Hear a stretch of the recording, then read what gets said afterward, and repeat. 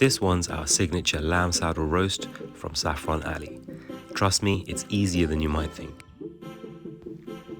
So what exactly is a lamb saddle? Well, quite simply, this is the lower back area of the cow, and I know many of you have tried this before, but in a different form, and that form is in just back chops. So essentially these are back chops that have just been deboned, rolled and tied. And the reason these are so spectacular is because the equivalent muscles in a cow would be a sirloin steak and a fillet steak. And so if you take those steaks or those muscles in the lamb, that's what we've got here, and that's why it's spectacular. The recipe for this one is oh so simple.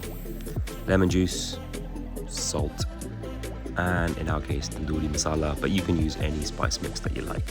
And you just want to coat the outside in a bit of lemon juice, get a good coating of salt all around the outside, and make sure that it's got a very nice coating of tandoori masala or whatever your spice mix is all over the outside too.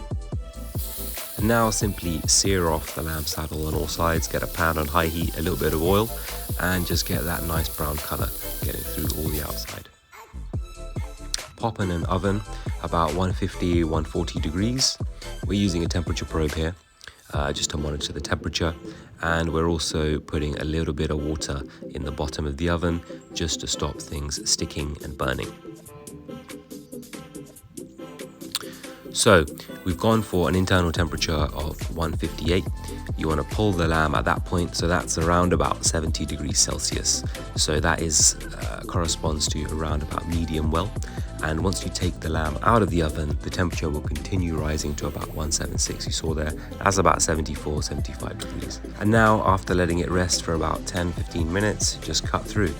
So the beauty about this dish is that you'll see that the edges will be a little bit well done, and then as you get towards the center, it gets a little bit more pinky in color.